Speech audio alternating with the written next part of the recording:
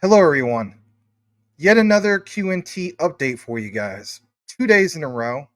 And I've been doing this ongoing series, but I try to back it up with some actual research.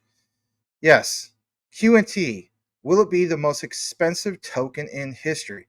Well, when you see this outline, especially when it comes to some recent news about legal clarity, and how about this, JP Morgan, and some other particular updates, such as an unlisted video from Bitcoin Magazine, of all places, about Gilbert Verdian and being interviewed at a particular Dutch conference years ago. Why would they delist that? Shout out to Quant Papa for providing that actual video link. Because you want to know something? We're going to go from speculation to confirmation. All the research we've been talking about for 2-3 years now, especially when it comes to JP Morgan. Let's solidify that. Let's show you some actual detailed research to pound that home. So if you're new to this channel, or you're an old school veteran who appreciates the research, all I ask you is to kindly consider smashing the like, share it with others, and more importantly, consider sticking around to the end of the outline. There's chapters in the description. And if you need cold storage, by all means, get yourself a discount with the decent wallet links in the description. Let's jump into the outline. Here we go. Number one, we're going to jump into this because sometimes you guys need some background in regards to it all. So, again, shout out to Quant Papa for some of the research. I have some of my own research as well. And I want you guys to understand there's some key players when it comes to quant. So let's go ahead and full scrutiny this, because guess what? It's understanding the background of it all. Ron Node. This was posted from gilbertverdian.com. It's a blog. And basically, Gilbert posted this 14 years ago. I know that's quite a while. Why am I sharing it with you guys? Because, of course, he was saddened back then about the passing of his fellow colleague. Now, if you don't know about Ron Node, he was basically an industry veteran, like he mentions, who has done it all in security. He started out in the Navy, and then he, of course, moved into intelligence, research, but he eventually joined a company that is basically referred to as CSC.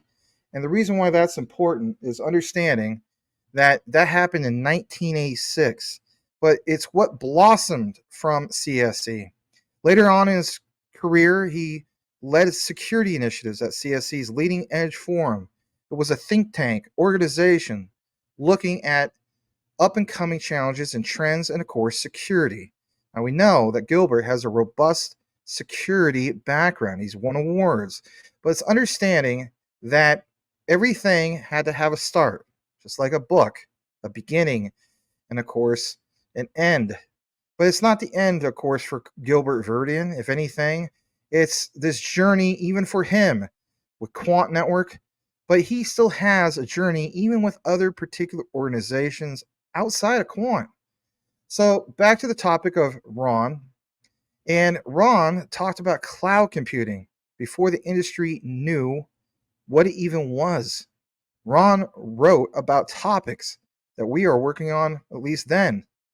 His career led him to also give back to the community by teaching at Townsend University as an adjunct associate professor. He also helped shape Cloud Security Alliance, being part of the leadership team and the co-chair of the CSA Governance, Risk, and Compliance GRC Stack Initiative and the Cloud Trust Protocol CTP Initiative. On a personal note, like Gilbert mentions, Ron was his mentor. And if anything, I want you guys to really understand why I'm sharing this with you. Every career move, idea, and big decision was basically ran by him. He always had the best advice, and it was comforting to be able to entrust your thoughts with someone with so much expertise, or I should say experience, wisdom, and knowledge. Working with him in the United States, the United Kingdom, and virtually, many years on a number of different projects, got Gilbert to know him well, quite well. He was a truly wonderful person. And of course, he misses him dearly. I can relate when it comes to missing people. friends, family, and so on. But I thought I would share this with you because when you get more into the weeds of things when it comes to all this, understand is what basically pans out from here and brings you to this particular part of the outline. It's CSC and understanding how you went from Hewlett Packard, to things like CSC, but more importantly, where it's at now, which is basically called DXC technology. As we get more into the outline, how many times have you heard people like myself state that ISO TC 307 is basically the standard for building on blockchain? Truly is. Who invented that standard? Well, it was Gilbert Verdian. I believe it was back in 2015. Now, with that said, everything has a start. Everything was inception-wise long ago. But when we get really into the nitty-gritty of things, understand we all need to understand history. I'm a former history teacher. I love to teach history. I miss teaching social studies and things like that. But when I get opportunities to do so, of course, share it with all grade levels, whether it's the youngins, high school, and even at the collegiate level. But guess what? I also like to talk about the history of technology. And if anything, let's get you into why this is important. As I blow this up for you guys, I want you to understand the background of DXC and the significance and how we tie it into Quant. DXC's background, the key highlights. Shout out again to Quant Papa for the wonderful screenshots. From 1962 to 1990, there was this thing called Electronic Data Systems. EDS was founded in Plano, Texas in 1962. I've been to Plano, Texas twice. I have friends that live out there. But the point is, understanding that if Quant through ISO TC 307 is the foundation for building on blockchain and taking things from Web 2.5 to Web 3, it's that pathway forward of recognizing the history of it all. So that's what I want you guys to understand here, and understand that what you're invested into has a robust history of smart people with huge connections. And as you could also see here, that the Continuum Company, of course, acquired Hogan Systems. That happened in 1996, but CSC acquired the Continuum Company in 1996, which was just 3 months after that. EDS revenues grew to $5 billion plus, which let's face it, everybody, back in the 90s, that was a heck of a lot of money. And of course, Hogan was acquired by CSC. EDS, which was an HP company, was also acquired by Hewlett Packard Enterprise. I remember I had a friend back in the 90s who had a Hewlett Packard computer. Some of you guys can also relate to that as well. I even still have a HP laptop that's an arm's distance away from me. But the point is understanding, again, the history. HP acquired EDS for $13.98 billion. That happened from between 2001 and 2016. But then CSC spins of public sector business, of course, into SCRA. But CSC plus HCL had a joint venture, and that was called Solarity. And again, another merger. And of course, that happened in 2017. CSC and HP combined and merged to form DXC technology. As I get into the next part of the outline and why this is all important, is again to remind you of some of the screenshots. This is not the first time I shared this screenshot with you guys. As you can see, it's a little bit more of these examples, and I'll get into some other screenshots that are a little bit bigger with more detail. But as you can clearly see, Open Banking API, API Gateway, Sandbox Simulator, DXC. In the middle of the thing, you see Roslyn API, Bank of England, Roslyn Sandbox. Should also, mention, for example, the BIS. But the point is, central bank APIs, those API gateways, Sandbox Simulator, again, DXC. And of course, over that, the Overledger. And again, Quant. As we get more into this, here's some good quotes. And if anything, I don't know what happened with the screenshot on this one, so I do apologize. But back in 2001, the point is understanding that Gilbert Verdian joined CSC, and that, of course, is now referred to as DXC, following the merger of Hewlett-Packard and CSC.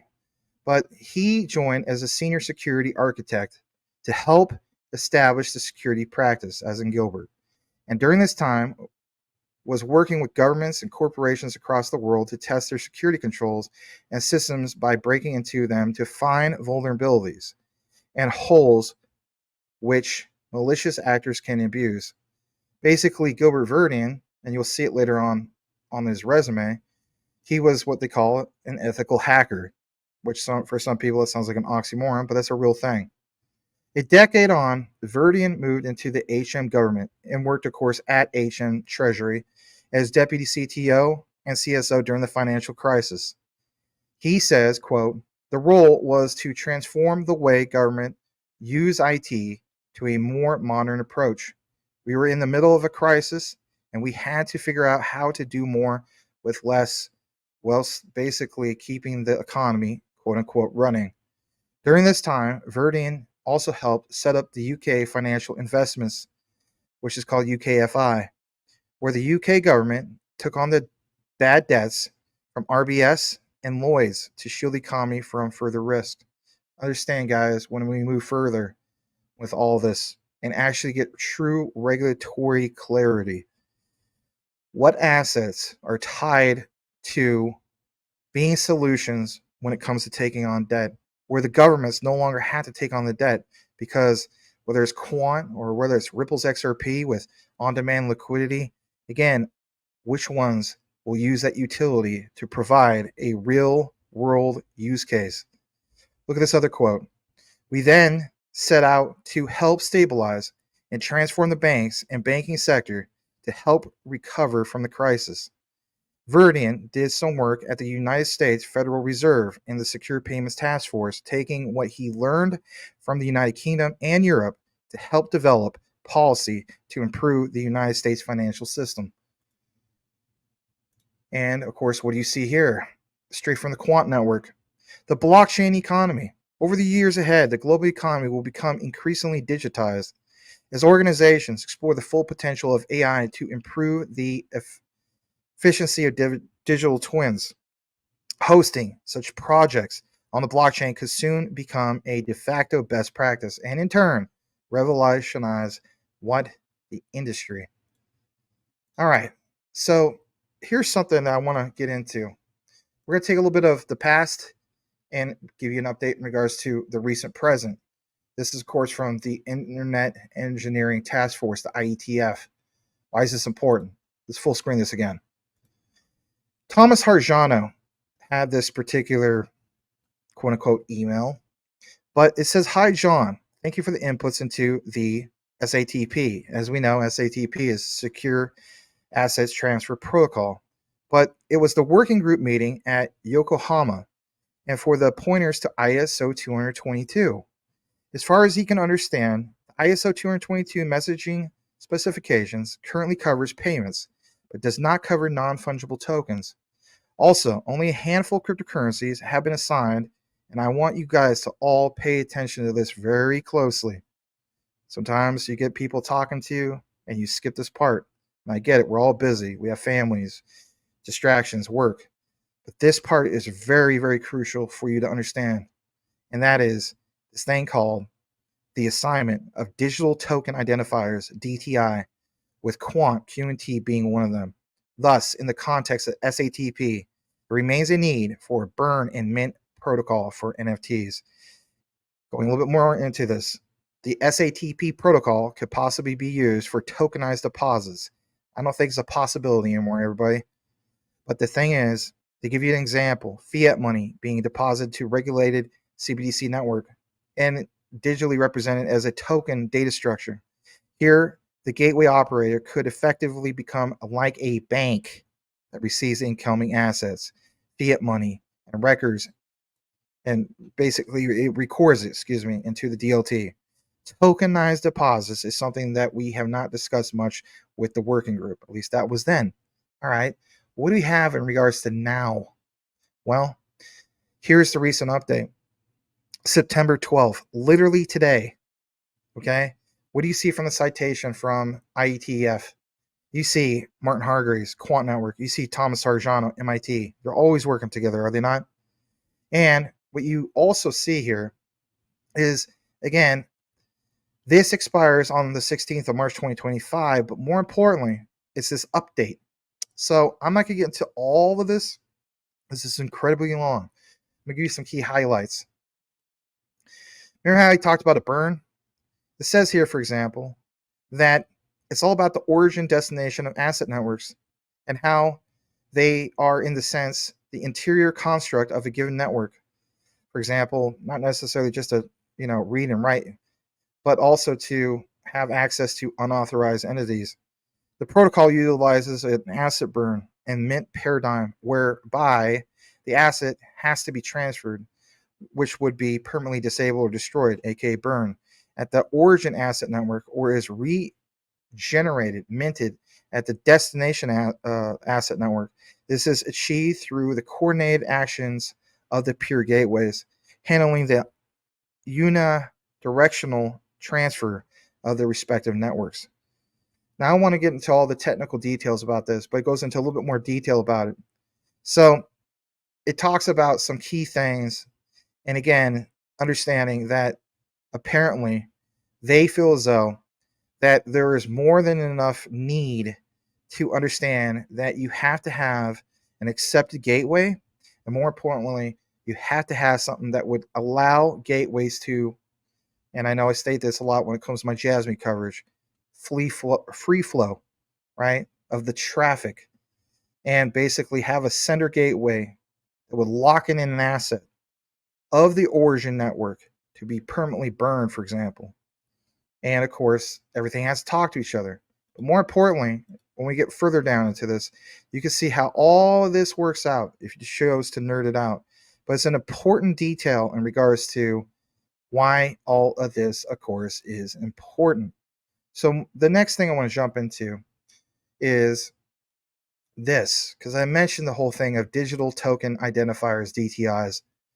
As you can see right here, the digital token identifier, as cited from 21 Analytics, states that DTI is a global standard for identifying digital tokens, and also known as crypto assets in the EU.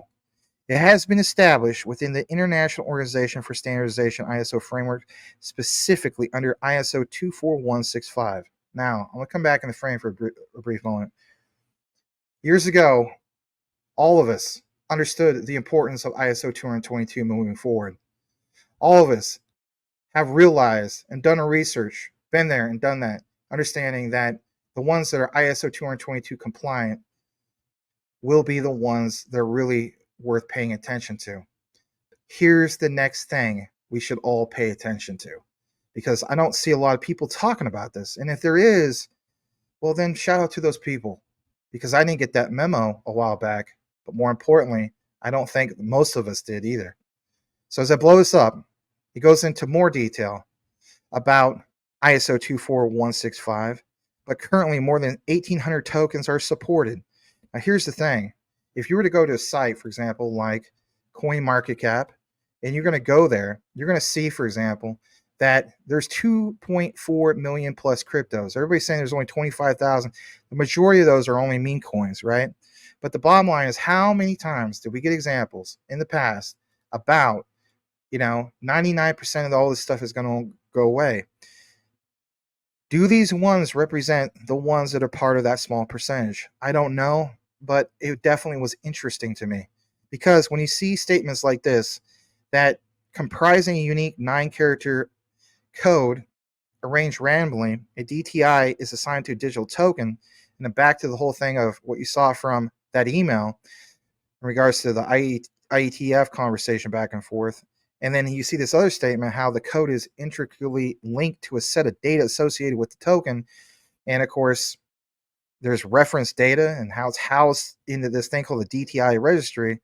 Well, keep in mind that when you see statements that mentions about the attributes and the functions and the monitoring tools, and there's risk associated with it, like trading of global stablecoins, other crypto assets, well, understand that there's a lot of significance behind this, but more importantly, what ones are part of the registry? Well, I didn't want to go through the whole thing because I don't want to go through 1,800 coins. But here is that registry from dtif.org. And some things really caught my eye. So one of the ones that seems to be safeguarded, things like VeChain. And again, we talked about trade, right? And then, there's some other ones here. Again, I'm not going in order, but you saw Polygon. Of course, Polygon's part of the mix. They're part of the Quant financial system. If you don't believe me yet on that, type in the QFS coins and then type in space CMC. CMC will give you a list of all the coins from the Quant financial system. You also see Solana listed here. You also see some other ones that also caught my eye. And that basically is like Casper, IOTA, and believe it or not, Optimism. Are you aware that Optimism has done 70% of smart contracts for EVM sidechains on their platform alone in 2024? That's huge. As we go further down, even my beloved Shiba Inu, that I don't get to talk about a lot, is part of this list. That's extremely interesting. As we get more into the outline, there's an update in regards to what ISO 222.org posted, and that is the importance of APIs in ISO 222. And I want you guys to think about that for a second, because you get more into it. It mentions some citations that date back to 2017, but it's understanding that an API is a set of functions, as we know, and that protocols require application software to invoke greater functionality, or in this case, interoperability. But they do a whole piece about it. And more importantly, understanding the Quant connection. As we jump more into this, even from ISO 222.org, what do you see here? Back to the reference of the importance of why I'm sharing this with you. It says, are there any cryptocurrencies that are compliant with ISO 222? They point out that cryptocurrencies are not inherently ISO 222 compliant, but there's a lot of confusion and misleading information on the web referring to ISO 222 compliant cryptocurrencies, but those statements are not correct. The cryptocurrencies are not managed and not registered by ISO 222. ISO 222 is a global standard for financial messaging, as we know. It provides a common language and structure for exchanging financial information. But the ISO standard managing digital token identifiers, my God, DTI, is what? ISO 24165. That is extremely interesting. Going further into this, back to Thomas Harjano from that April 2023 reference, it says here, again, like I just mentioned, it's the ones that are handed this assignment, the handful, I should say, of these cryptos that are DTIs, and how Quant is one of them. Extremely interesting. And then more importantly, understand how much research we did in regards to the past about QRC 721 and how that will stand out for NFTs. Here's the reference. Thomas Harjano goes on to mention that, thus, in the context of secure asset transfer protocol, there remains a need for a burn and mint protocol for NFTs. The SATP protocol could possibly be used for tokenized deposits, like I mentioned. And, we got into the whole thing of that reason for the burns and whatnot. I want to share this lovely picture. Gilbert Verdian, extremely smart man. Good looking couple here, right? With his wife, Laura Verdian. This is Gilbert years ago accepting an award at the Cybersecurity Awards. He was CISO of the year. Very important. But what's also important is there's retail narratives on everything, and there's things that's never shared. VocalLink recognized him back then in 2017. Says, big congratulations to Gilbert Verdian for winning CISO of the year at CyberSec Awards last night, June 30th, 2017. And only 4 likes and only 2 shares. That's worth pointing out. Sometimes you guys get information from people saying that this is all going to go to zero. If a guy was winning awards about cybersecurity, I think I'm going to go pay attention to the ones that are the smart guys and not just some YouTuber that says it's going to go to zero. And it is what it is. Which brings us to the moment that you've been waiting for. And there's more moments you're going to be waiting for because you're going to want to see the unlisted video. And here is this. Recent news in regards to JP Morgan, posted from Business Wire, from actually finance.yahoo.com. JP Morgan Payments expands Oracle partnership to streamline payments across treasury, trade, and of course, commerce. Think about what that means. And more importantly, the citation in regards to digital identifiers, because it mentions specifically trade.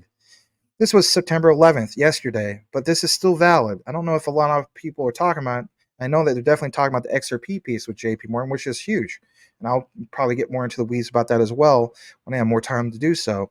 But JP Morgan Payments expands Oracle partnership to streamline payments across treasury, trade, and of course, commerce. Why is that so significant? And more importantly, what would literally be like the Quant connection?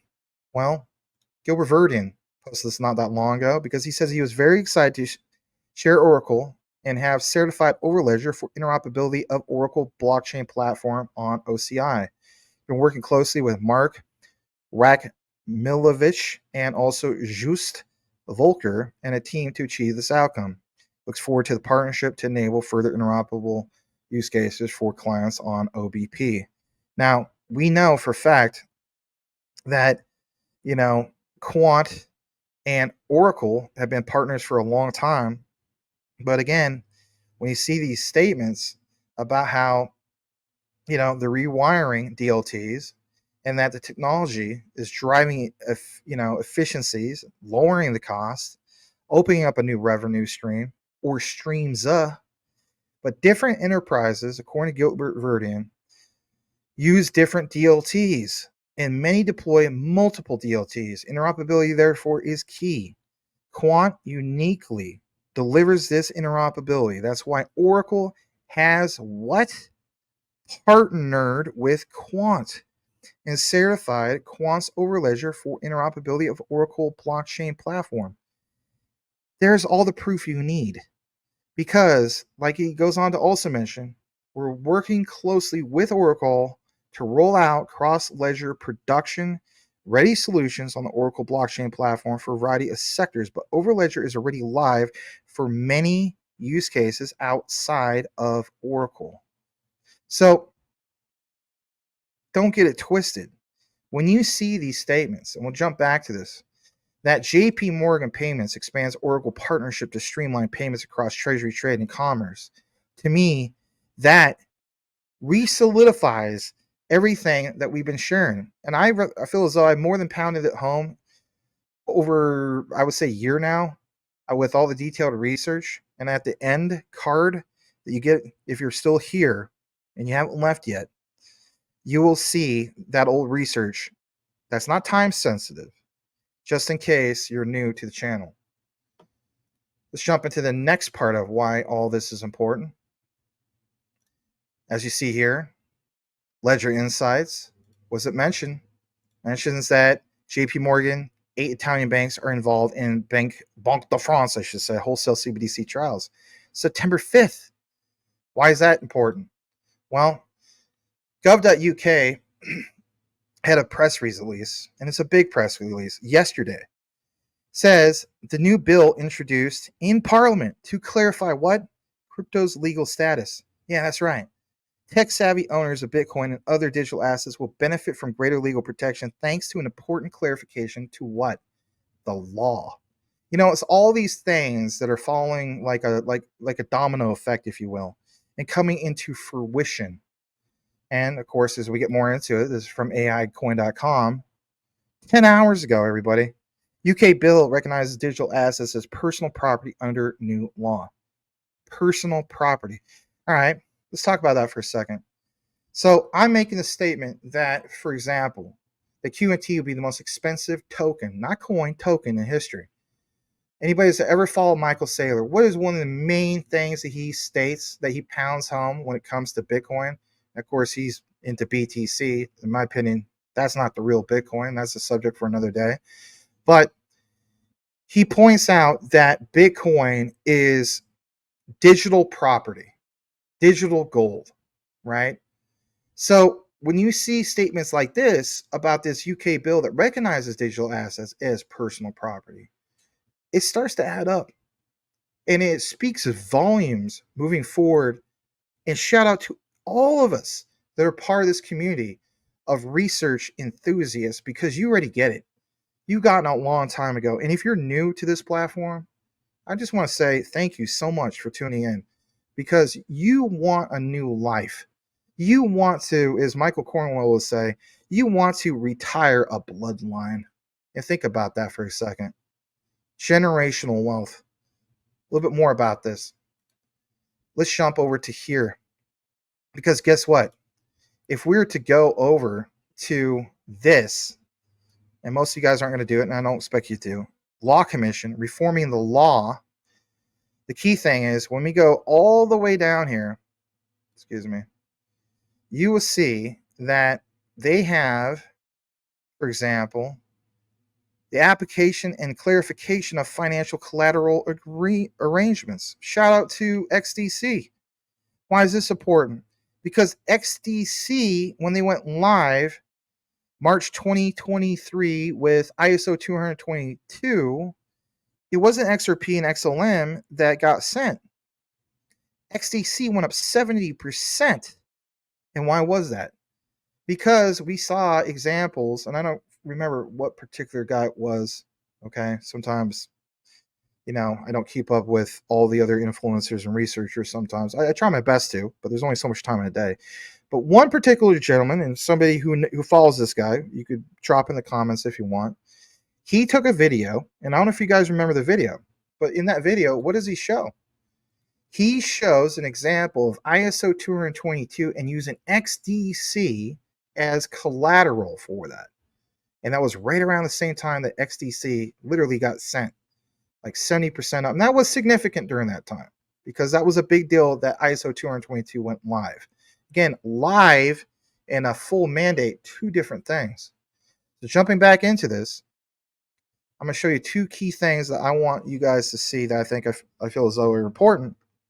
Because when you get into the thing about crypto tokens and collateral and how they're linked to public permissionless crypto token systems or private permission blockchain systems, and you have, for example, stable coins, CBDCs tied into it, equity and debt, but it's the whole thing of a register and recording of the tokens.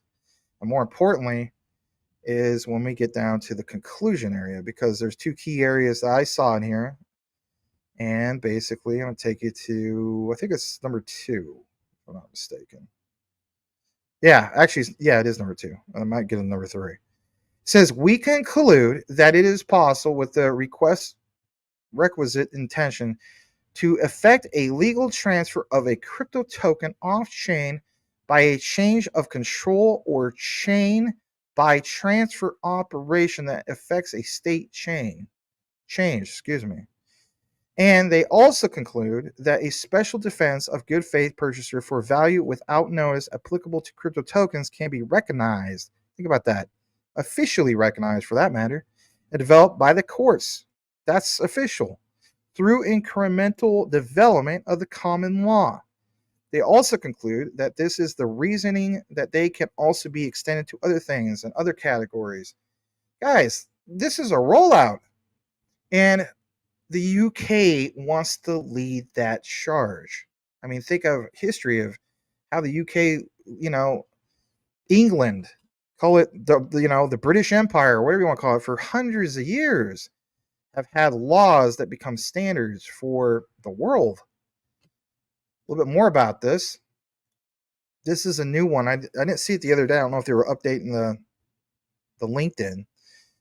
But Gilbert Verdian mentions, to remain at the cutting edge of digital payments innovation, we need a separate regulatory body dedicated entirely to what?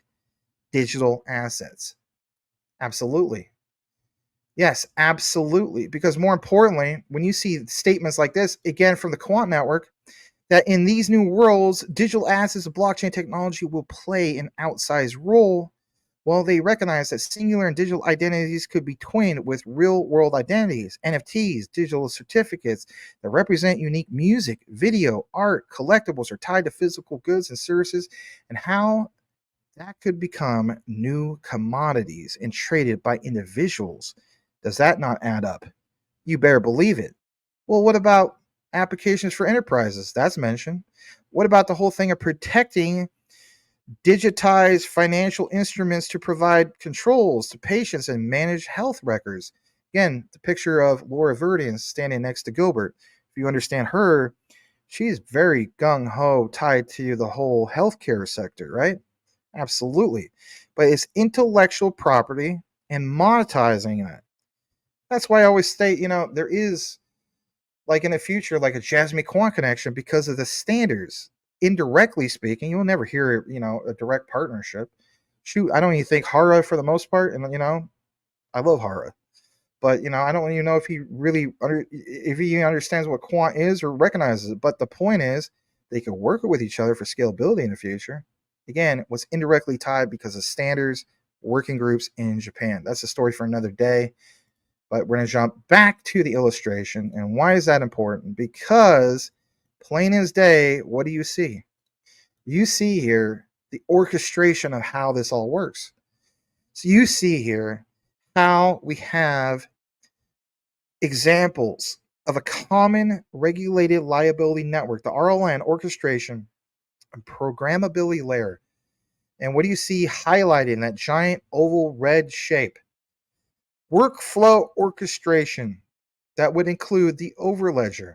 And how many times you see Quant?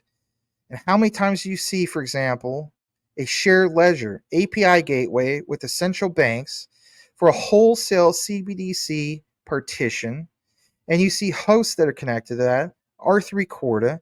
Then you see, for example, digital currencies app, again, API gateways, even when it comes to the apparently retail CBDC partition. I guess that would be in the future. I mean, obviously that's not their focus right now, but Stellar would play a huge key role in that, right? And of course, API gateways for the member banks. So it all flows. Is it data free flow? I think that's safe to call it that. But again, back to the beginning of the outline, because what do you see plain as day? It is the mentor, basically, his company, that got Gilbert Verdian really rocking and rolling. And that is DXC. And as you see, API gateway, sandbox simulator, Quant is in the middle of that. And of course, you still see a little bit more of DXC, but again, Overledger. And it stacks up, right? Again, Quant reference. Let's take you over to, for example, this next particular part, because this gets really, really good. And sometimes people just don't really see that. But more importantly, it's understanding that, wow, there is a bigger picture. And, the Bank of International Settlements, there's a video, and I welcome you to, see it and so on. I think I played this before, and by all means, I guess I'll give you guys some homework if you want to call it that. Check out this video, because otherwise this video is going to be super, super long. It's called How the BIS, Bank of International Settlements, Controls Global Monetary Policies from the Shadows. And maybe in the future, when I do more of a focus just on the BIS, I'll share this. But check it out. Published 11 months ago. What's crucial to understand is how they mention specifically like specific tokens, right? They don't mention what the token would be. But again, it's not them mentioning QNT. It's them mentioning specifically, okay, like what would be tokenized and what platform would tokenize it. That's your key takeaway. And then at the end, the lady who does this interview, okay, who, I don't know if she lists her name, but that's beside the point. But she goes into detail about all this, but she specifically mentions this, and that is the world's GDP. All of the world's gross domestic product adds up to 101.3 trillion GDP. Are you aware, and I guess for the most part we're not, even myself, that the BIS, Bank of International Settlements, the central bank of central banks, does 95% of the world's GDP? And also, are you aware that, like, even though it's in Switzerland, that there is no, like, the government authorities, like, they have, lethal weapon too. Remember that diplomatic immunity, right? They have immunity. They can't be touched. They're untouchable, basically. Crazy stuff. So my thing is this. I want you guys to understand, again, the bigger picture of this, because, it's like if Quant does tokenization, I should say if they are, I don't even need to do the examples of like what 1% of some of that would add up to, or even 0.5% in the value of Quant. It would still make Quant like the most expensive token in history. All right, a little bit more about this, because I did mention the BIS, did I not? This is beautiful. You're going to see how we connect it all. DTIF, Digital Token Identifier Foundation, because we just literally mentioned it a few times. BIS Innovation Hub in Banque, England leveraged DTIs to monitor stablecoin risks. It's called Project Pixtrado. It's a joint initiative between the Bank of International Settlements, Innovation Hub, and the Bank of England, and explores how technology can enable the monitoring of asset-backed stablecoins. And of course, Pixtrado is employed DTIs. Think about that, to address the challenge and accurate monitoring of specific stablecoin tokens across multiple ledger implementations. How do you say Quant without saying Quant? Shout out to Channing. He always says that. So DTI reflects the complexity of tokens tied to the underlying DLT infrastructure. But again, don't let this fly past your head. Multiple ledger implementations. In reality, there's other ones that claim that they're interoperable, but do they have multi-ledger implementations? Are they blockchain agnostic? The answer is no. That's the beauty about Quant through ISO TC 307. Did that not just wow, pound that home? I think it did. I know it's getting to the deep dive, and I kind of feel bad for some of you guys, because you're just like, man, Max, you gave me hour and 6 minutes yesterday, and you gave me this? My God. Well, I get it. But anyway, look at this. You should look at Quant as being the most experienced blockchain team in the world. And look at this. Look at all this experience here. Gilbert Verdian, HSBC, 10 Downing Street, HM Treasury, Cabinet Office of Ministry of Justice, all tied to the UK, Vocalink, which is under the umbrella of MasterCard. Just on and on and on. And of course, Palo Tasca. And this actually, is the focus I want you guys to have, because Palo Tasca doesn't get mentioned enough. Look at the very bottom, middle, Deutsche Bundesbank Eurosystem. Watch this. Oh man, you want to see more connections they might not even be aware of? All right, Quant Papa made this. This is corny, but it's funny.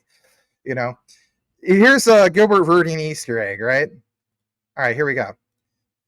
Look at this. Great to hear the central bank panel at Geneva Blockchain. The panel shared insights on CBDC progress so far and their plans and rethinking ahead for wholesale markets by.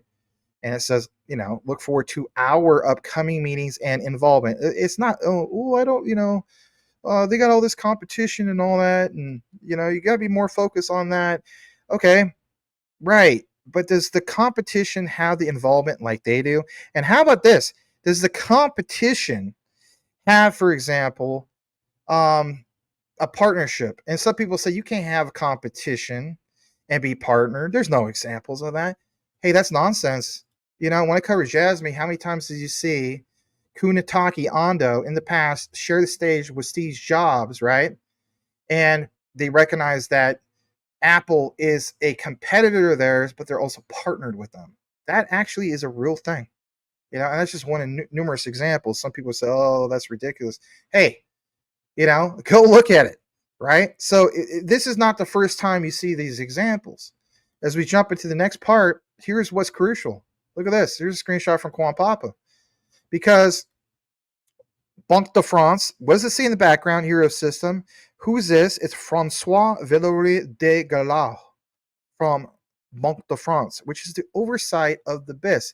Now, when you go watch, only a select few of you guys are going to do this, and it's okay. You go watch that homework video I gave you, okay? And it's not super long. I just don't want to make this video 2 or 3 hours. But if you watch it, the lady at the end mentions that there's no oversight for the BIS. That's not true. She just didn't do enough research, nothing against her. The oversight for the BIS is Banque de France, okay? And we've done enough outlines talking about that, all right? Why would Quant reshare it? Because, I get criticism, right, about you don't talk about the competition. Why would Quant reshare their competition, which is Finaxtra, right? This is beautiful. Look at how this aged, Mr. So-and-so, won't mention his name because I don't want to get into it. Banque de France steps up wholesale CBDC work, and what do you see? Banque de France. And who was it reshared by? Of course, this is, Quant Papa's native language of, Dutch. It should be shared by Quant. Why would Quant go and reshare their competition if they had no partnership behind the scenes and so on? They definitely have it. We've done so many outlines. Those other guys don't give you those guys type of outlines. Anyway, I really try to go after them. God bless them. Pray for them. Anyway, look at this. Here's a little bit more. You want to see a little bit more about Gilbert Verdian's robust background instead of just saying, okay, this year to that year and so on. What is he still present? This gets really good. Go to gilbertverdian.com/CV. He's still part of the HM government, chairman of the DOT for healthcare. Again, his wife, that's a big plug and connect for healthcare. But September 18 to present, UK Parliament, DLT for the Public Good Committee, May 2018 to present. APPG blockchain, all party parliamentary group on blockchain, July 2018 to present.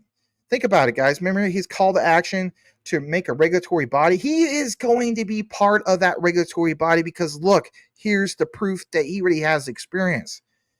Bottom one, right below it, European Commission, EU, which means European Union, Blockchain Observatory. I'm getting hyped up now. When I read some of this stuff, I get excited.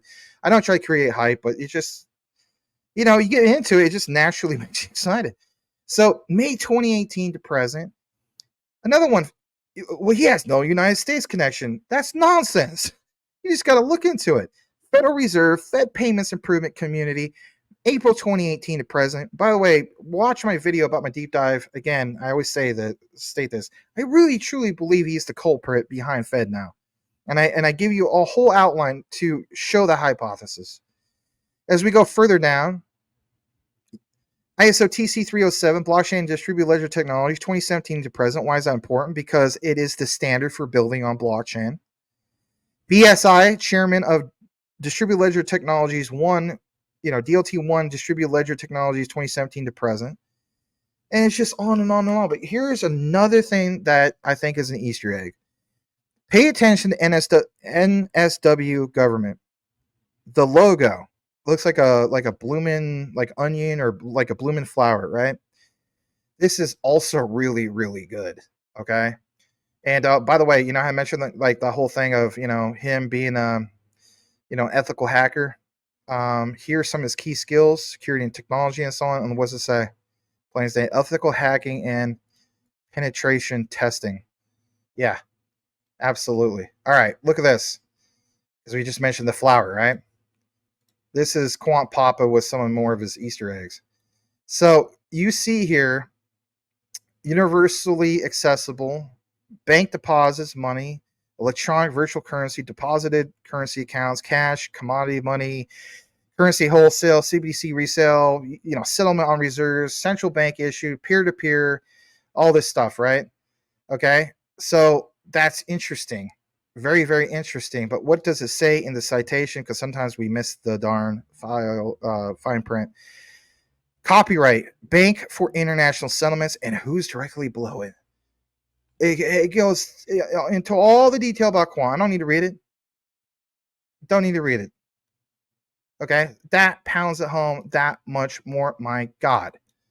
And of course, back to the reference, because you have, for example, Future of Finance, Dominic Hobson, and all them also citing some of this, and talks about the flower, and you can get this from Future of Finance if you want to, if you want your extra credit, right? Anyway. All right, so what we're going to do now is we're going to take you over here. Here's an update.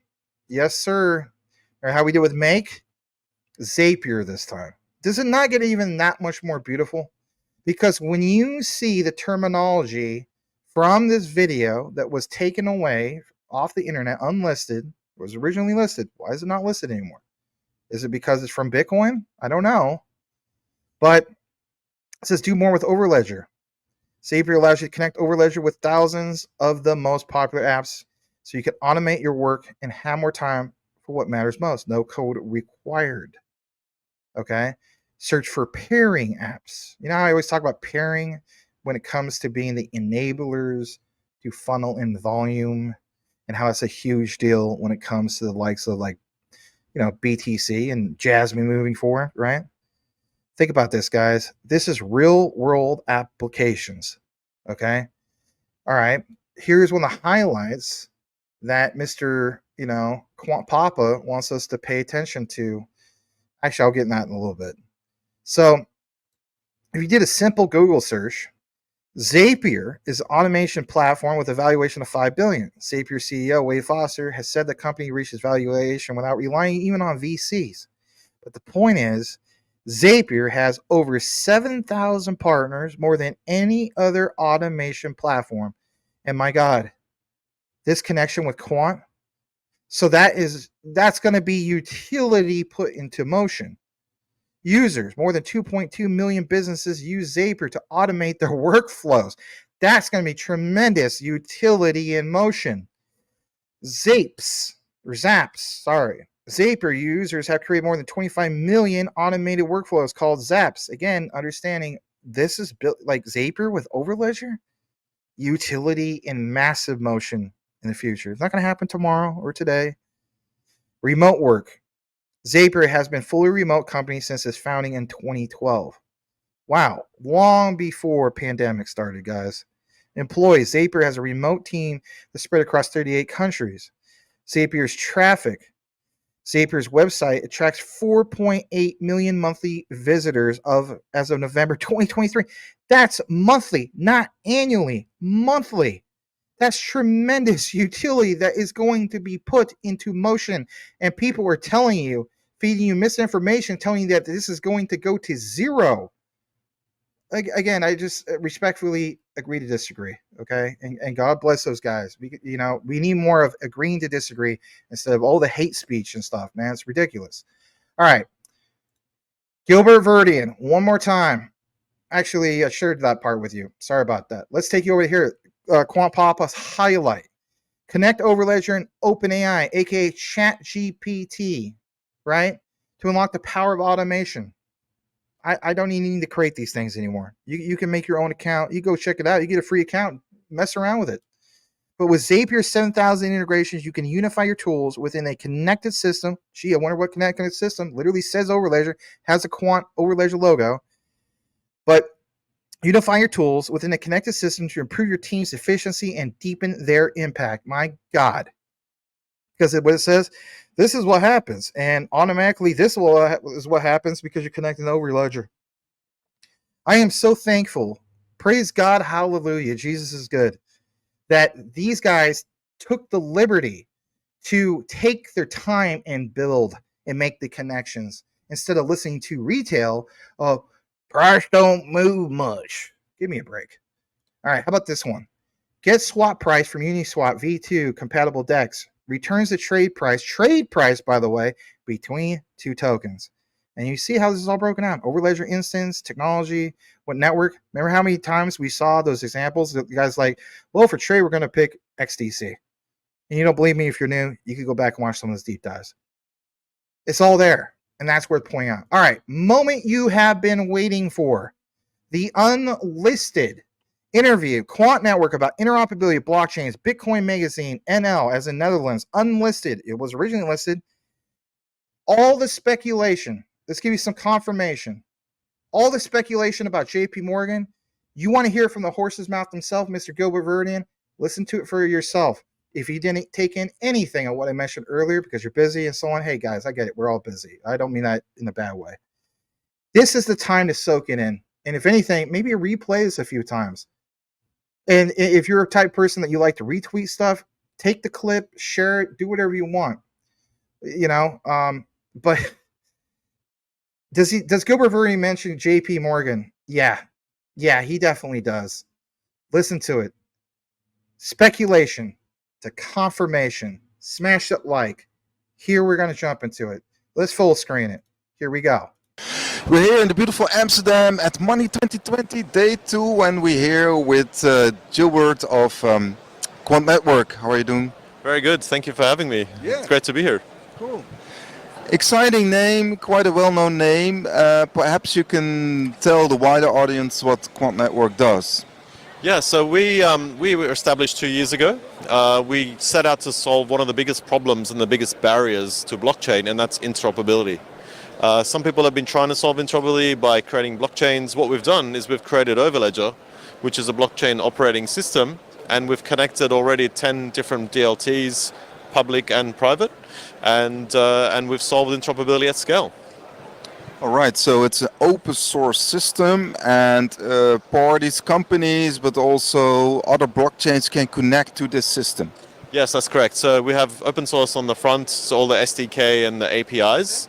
They're a single way to access all the blockchains, so single language, single API. And the backend connectors that we have for all different blockchains, that's published in open source. And so everyone can decide to add different blockchains to Overledger, and we can interconnect them, give them access to all the different blockchain networks and enterprise platforms as well. That's more important. All right. Here are, in my opinion, 3 of the worst ways to invest into. And what's the business model of Quant Network? So we charge transaction and revenue on the volume that goes through Overledger. It's a platform, and you need to have Quant tokens to access the network and for licenses to develop on the platform. And it's a kind of a usage cloud model, how much you use and you pay for that. All right, all right. So for instance, when a big bank wants to actually make use of their stablecoin, like JP Morgan, it can connect to this system. Yes, so Overledger solves interoperability at scale, and that's been one of the biggest barriers to mass adoption. And by this approach, using our operating system, we're allowing digital assets to move between blockchains. So there could be private digital assets like a JP Morgan coin, there could be public ERC type of tokens, and you can move those between different networks through Overledger, and you can do stuff that you couldn't do before because you're multi-chain. And that's quite innovative because you're combining the features of different blockchains and settling on different blockchains. Okay, and actually you have some, because you're here at Money 2020, you have some news to share with us. Yes, we're quite excited. This is something we've been working on for quite a while. So what we've done is we have, instead of just announcing one client and one thing, we're announcing that we're working with SIA. So SIA is a leading European payment infrastructure. And so what Overledger is doing is we're actually bringing blockchain and interoperability to all of SIA's clients, which are 580 banks. So Overledger could be rolled out to all of these institutions, financial services, banks at scale, and have interoperability to get the benefits of this. Right. So actually the advantages for the finance sector, because do you get some traction here at Money 2020? Do you need to explain the technology a lot? It's a problem the industry is facing, and we talked to lots of banks, and we even talked to a few banks that are new to us, and they've joined and they're signing up with us as clients, which is quite exciting. And what we do is we tell them, you need to use blockchain. Everyone's looking at it, but which one is the right one?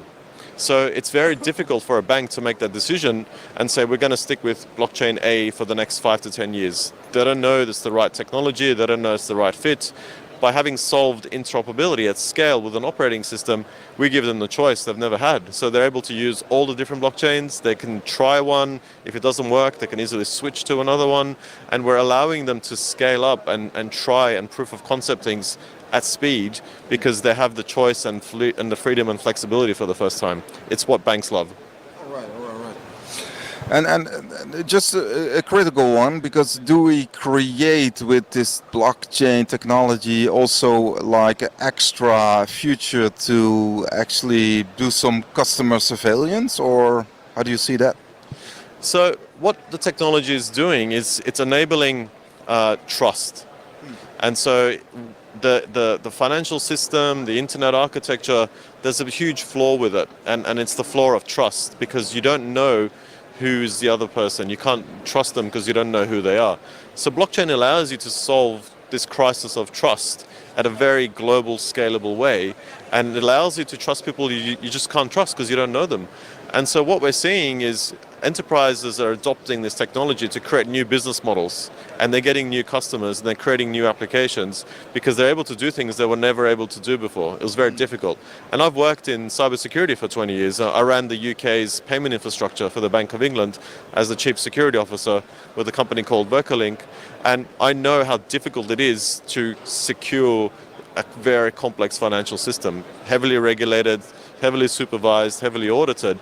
But using blockchain, it allows you to do that in a simpler way. And what we've done is, through interoperability, remove the barriers for adoption, allowed anyone to basically use any blockchain with 3 lines of code. And that's so unique. All right. And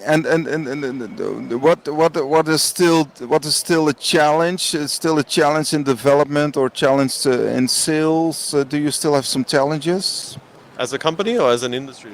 Yeah, as a company. Yeah, I mean, we're a small company. We've only been around, a couple of years now, and we're scaling up and we're growing up very fast.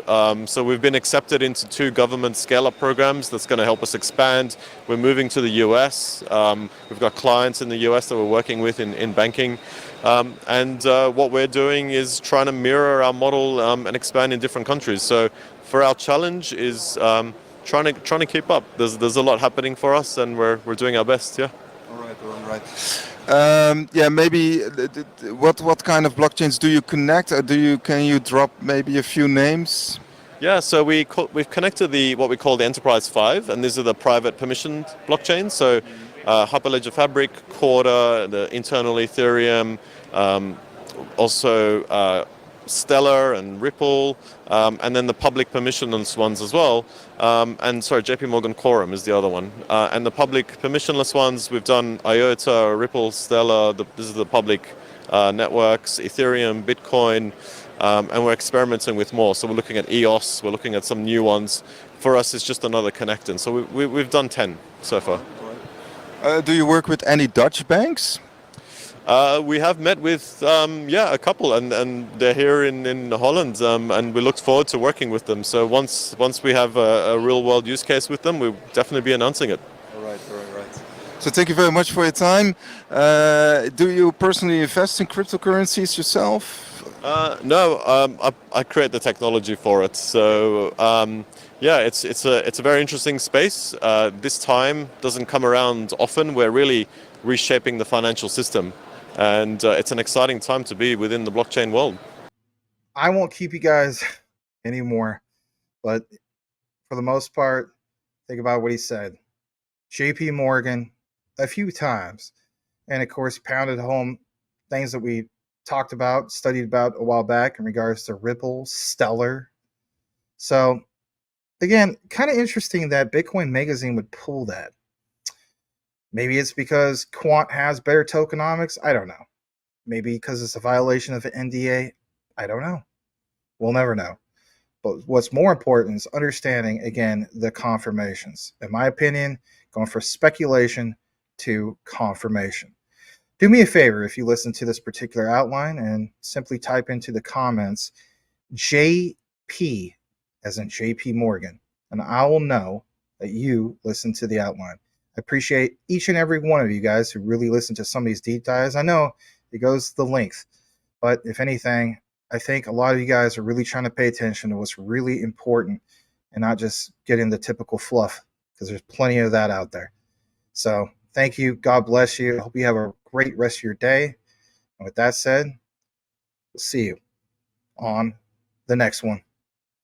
If managing your crypto feels like solving a puzzle, it's time to switch to Decent Wallet. Say goodbye to complicated setups and hello to Decent Wallet, the hassle-free solution to your digital currency needs. With just a few taps, you can manage, track, and secure your crypto with unmatched ease. And here's the best part. Grab your Decent Wallet at a discounted price by using the referral link below. Don't miss out on making your crypto experience smoother and more secure.